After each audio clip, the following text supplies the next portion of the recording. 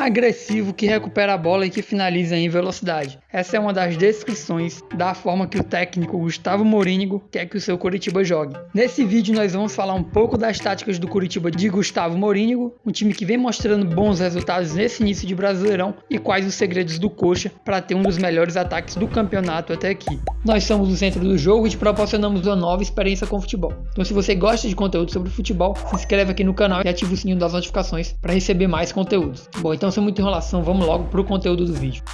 O Coritiba normalmente usa o 4-2-3-1 como plataforma padrão de jogo. A escalação padrão do Coritiba é Muralha no gol, uma linha defensiva com Matheus Alexandre, Henrique, Leandro Castan e o Biro pelo lado esquerdo, uma dupla de volantes com Andrei e William Farias, uma linha mais avançada de 3 com Aleph Manga na ponta direita, Regis como meia central e o Igor Paixão pela ponta esquerda, e no ataque normalmente a gente tem o Cleiton como centroavante, podendo ter também o Léo Gamalho como opção para jogar por lá. Quando vai fazer a saída de bola, o Coritiba sai desse 4-2-3-1, deixa com que os laterais subam um pouco mais ainda pelos lados, só que abrindo bem próximo à linha lateral, dando o máximo de amplitude possível. Os dois zagueiros costumam abrir um pouco, e o William Farias, que é o volante pelo lado esquerdo, o primeiro volante, vamos dizer assim, ele pode jogar aqui um pouco centralizado, normalmente nas costas da primeira linha de marcação do adversário, e se essa primeira linha de marcação for bem agressiva, ele pode baixar para jogar entre os zagueiros e fazer ali uma saída de 3, mas na maioria das vezes ele joga um pouco mais à frente dessa linha, mais ou menos na linha que os laterais subiram. O segundo volante, ele pode subir um pouco, ficando aqui numa linha mais avançada em relação ao William Farias, enquanto o Regis, que normalmente é o meia, né, o camisa 10 entre aspas, vamos dizer assim, ele pode em alguns momentos cair aqui pelo lado esquerdo, mais ou menos na linha do Andrei, ou pode ficar mais ou menos, pelo menos nesse início, nessa região mais centralizada. E nessa saída de bola, o Coritiba pode tanto sair com os laterais, quanto pelo meio com o William Farias, e normalmente essa saída com o William Farias acontece bastante, e muitas vezes que o Coritiba vai fazer essa saída pela lateral, ele usa bastante o Andrei como um jogador intermediário para fazer ali uma combinação do terceiro homem. Então normalmente o zagueiro pela direita é o Henrique, e esse passo acontece bastante do Henrique pro Andrei, e do Andrei saindo aqui pelo lado direito, normalmente com Matheus Alexandre. E falar em lado direito, pelo menos nos jogos que a gente observou, é um padrão do Coritiba atacar muito mais por esse lado, porque ele faz uma densidade maior de jogadores por aqui. Então no primeiro momento eles constroem com um triângulo aqui entre o Matheus Alexandre, o Andrei e o Aleph Manga, que normalmente é o jogador que joga pela ponta direita, só que a gente também vê muitos movimentos do Regis entrando para atacar esse espaço próximo à linha de fundo, então ele é um quarto jogador, e aí no segundo momento, com o decorrer da jogada, com Matheus Alexandre subindo mais, criar uma segunda triangulação com geralmente Aleph Manga, Regis e Matheus Alexandre, sempre também com o apoio do Andrei sendo um quarto jogador aqui para construir as jogadas pelo lado direito. Já pelo lado esquerdo, o Coritiba costuma atacar quando tem mais espaço, então a gente tem muito o Igor Paixão, que é um dos destaques do Coritiba dentro desse campeonato, podendo receber a bola numa região com poucos jogadores e tentar fazer uma jogada individual, numa jogada em situações de 1 contra 1, por exemplo. E, inclusive, o Igor Paixão é o jogador que mais tenta dribles em situações de contra 1 no Campeonato Brasileiro, até o momento que a gente está gravando esse vídeo. E quando essa bola é virada por espaço, a gente também tem os avanços do Biro, que normalmente é o lateral esquerdo do Coritiba. E a maioria das jogadas do Coritiba, pelo menos dentro daquilo que a gente tem observado, acontecem pelas laterais, e a criação de chances de finalização acontece muito também por cruzamentos. Aliás, no Campeonato Brasileiro, o Coritiba lidera o ranking dos times que mais tentam cruzamentos até o momento que a gente está gravando esse vídeo. E quando a gente tem essa situação de cruzamento do Coritiba, o Coxa sempre entra com pelo menos 3 jogadores dentro da área, normalmente o centroavante, que geralmente é o Cleiton, com os dois pontas, que normalmente é o Igor Paixão e o Aleph Manga, e a gente tem os jogadores de meio campo ali, por exemplo o Regis, que também pode entrar dentro da área em alguns momentos, ou como o Andrei também, ou até o próprio William Farias, chegando mais próximo ali na entrada da área para, quem sabe, brigar por uma segunda bola.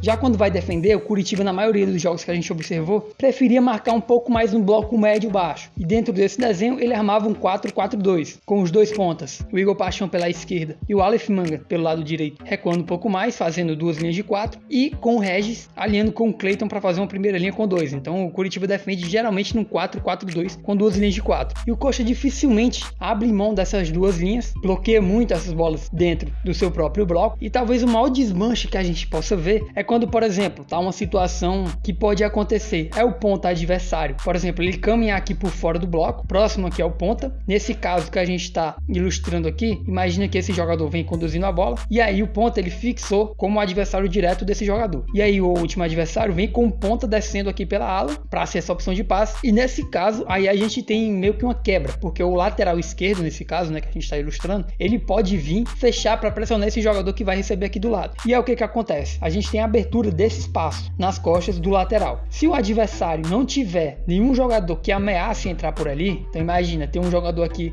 no entrelinhas e ele tem toda a possibilidade de, por exemplo, invadir esse espaço, que está aberto nas costas do lateral que subiu para fazer a pressão entre esse jogador. E aí essa bola, nesse caso, poderia entrar aqui e esse jogador receber livre nas costas do nosso lateral. Nesse caso, o que acontece? O volante do lado que o lateral subiu, ele encaixa nesse jogador e se esse jogador, por acaso, vier entrando nesse espaço, aí o volante vai entrar junto para fazer essa cobertura. Caso não tenha nenhum jogador do adversário ameaçando entrar nesse setor, então imagina que estão todos por aqui, pelo lado oposto onde a jogada está acontecendo, não tem ninguém que ameace esse espaço, então o volante ele vai manter a posição dele, fechando aqui o corredor central. Mas geralmente o Curitiba não quebra essas linhas, a não ser também uma outra hipótese dessa bola entrando dentro do espaço entre linhas. E aí nesse caso pode acontecer do zagueiro largar um pouco a linha defensiva e aí os outros três jogadores eles vão compactar um pouco mais para fechar o funil nessa entrada da área e garantir a cobertura do zagueiro que saiu na caça para pressionar a bola e proteger o espaço entre linhas. E aí, você quer aprender um pouco mais sobre táticas? Então recomendo que você assista o vídeo que a gente deixou aqui embaixo no primeiro link da descrição. Bom, então é isso, espero que você tenha gostado desse vídeo. Aí na tela está aparecendo alguns outros vídeos que a gente escolheu a dedo e recomenda para você aqui no canal. Forte abraço e até a próxima, valeu!